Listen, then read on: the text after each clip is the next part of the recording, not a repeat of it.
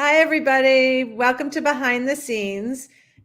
Today, our topic is how we respond when our kids manage us. We have a little bit of a different idea around the table of what that actually means. So you might hear some different answers, but we certainly hope if you have something to add to this conversation that you will put it in the chat because that makes us so happy. So I was thinking about when my kids kind of scare me, which might not be the same thing. There's a lot of management that went on, like telling me how to behave in certain situations. But I also was so terrible with my mother about those same things that I tried to just kind of, well, I would say I would internally roll my eyes, but I probably externally rolled my eyes as well. But I had that sinking feeling so many times as a mom that I had to say something or not say something or do something that was going to lead to conflict. And I hated every single one of those because I just wanted us to have a good time together. So, for example, a daughter in particular coming down and putting on her clothes for school and saying, "How do I look?" Like, there was no way that was going to go well. Because if I said, "You look beautiful," oh my God, of course you're going to say that, you're my mother. And if I said anything critical, whoa, that would be World War III. So, those situations where you can't win and you still have to somehow get through them. Anyway, I'm going to pass it to Eka, who I believe has a different view. Well, I'm a little bit of a control freak. So when I was managed by my kids, it actually infuriated me. Like, how dare they? I felt manipulated and I would get mad.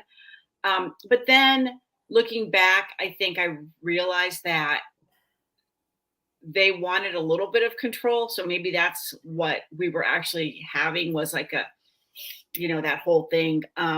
So that's probably, I do, now I think about it, it still makes me a little angry. So I'm Eka, do you have an example, Eka, of like a situation where you felt managed?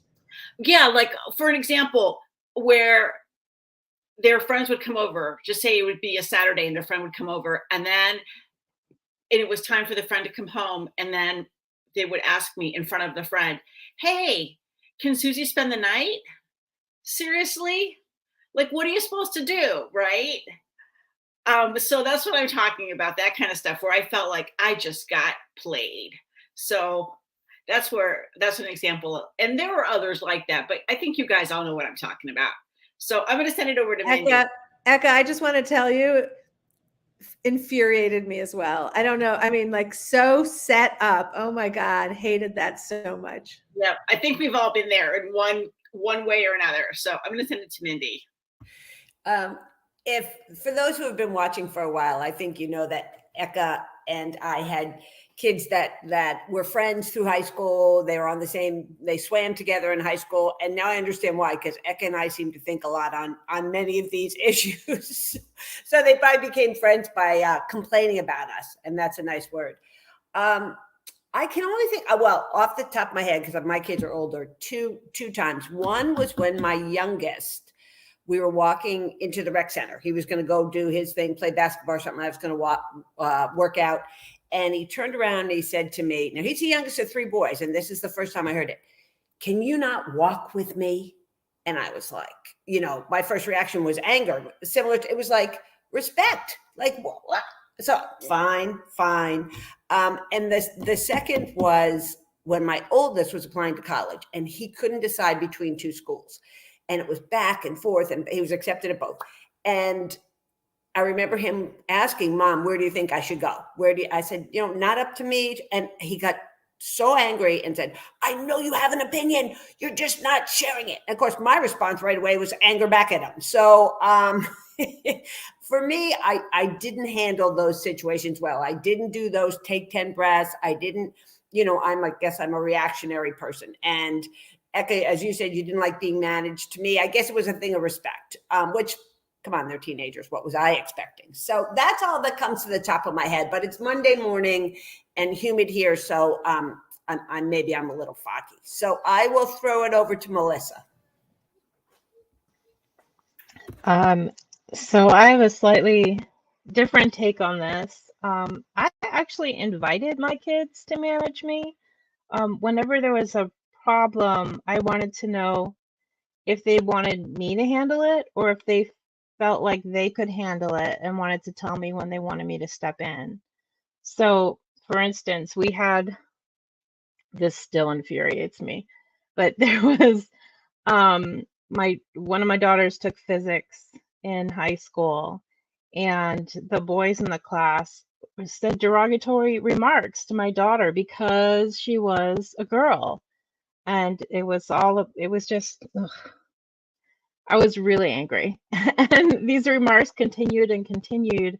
And I confronted the teacher about them. And I said, this needs to stop. And you are doing nobody any favors by letting this continue in the classroom. I, w- I was very vocal, and I put on my lawyer hat for this. It was like, the guy was shaking by the time he left the room, and it ended up that my daughter had done all the work for the course, so she ended up just not being in the classroom for the rest of the semester, which may have not been the best solution, but it was the best solution at the time. And anyway, it, she had tried to handle it on her own and it wasn't working, and she asked me to step in, so I did. But yeah, that's how Wow, I that would is handle like, it. Yeah. Melissa, you were ahead of your time, because that is what all the experts tell us to say. That was excellent. Mhm. I'm going to introduce George, because George has not been on with us before. George, welcome. We're getting a dad perspective, and George is one of our copy editors. So thanks for being here with us today. Thanks. Just something quick, I guess I'll add a little bit. This is way different than everybody else's. Anybody who knows me knows that I kind of have a little bit of a silly personality. And I guess that's where like a lot of the friction when my kids were a little younger, because, dad's kind of embarrassing. So, eh, you know, and they wouldn't like come right out and say it, but you can kind of tell. Sometimes they'd give me the eye roll. Sometimes they'd kind of distance themselves. They didn't know what to make of it sometimes. I found like that now that they're all older, because they're all like 18 and older now. And I found that somehow my silliness is eventually it rubbed off on them. So they eventually got kind of used to it, and they kind of go along with it sometimes. But I guess that's my perspective, is that that's kind of like the, because it kind of forced me to curtail some of my own personality and my own quirkiness, like like trying to like feed off of them, and like and say to myself, well, maybe I shouldn't be doing this anymore. So I guess that's my kind of take on the topic, I guess. They break us. Those damn they break us. Okay, Jessica, this is a tough one for you. Yeah, I mean, I have no stories of like myself, but I was actually thinking of the same kind, like thrives on annoying my brothers and me sometimes. Like I was gonna say, he's a very silly guy. I feel like it's a similar to what George this way. George was just saying, like he really liked to hassle and annoy us, and I didn't get as razzed by it as especially my little brother. They, butt heads, and I don't know. It's a very distinct memory of him just kind of going out of his way to tease us, and I don't know. That's all. I don't remember how we reacted to it. He usually hung pretty strong, but he usually knew when to back down. Okay, so I'm going to just end with a story that I experienced a few months ago, leaving an amusement park. And all around me were daughters rolling their eyes at their mothers and saying, "Stop doing that."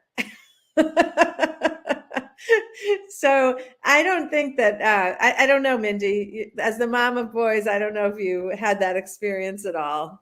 Eye rolls, yeah. Yeah. I think as I've gotten older, I have a selective memory, and I really only want to remember the good things, because clearly that means I was a fantastic mom. I don't know. So as soon as we end this, I will remember all the terrible situations where they eye rolled and yelled, and yeah, 100%. I just don't remember. Yeah. But I do want to ask Melissa, where were you, 7, 8, 9 years ago to tell me about the, ask them. Where were you? Not here. So I There know, you and go. I want to know why she knew that. Why the hell did you know that?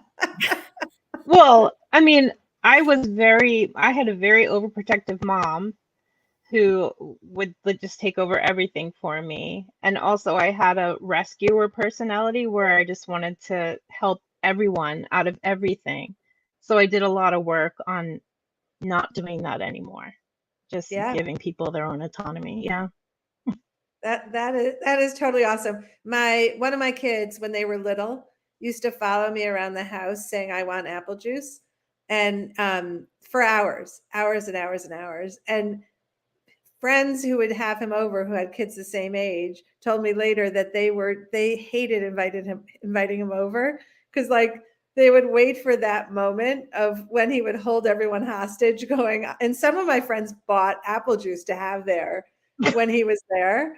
And to me, it's like, how much can they hold us hostage? Apparently in my house, quite a lot. All right. George, we're so happy to have you on today. Everybody have a great week, and we'll see you next Monday.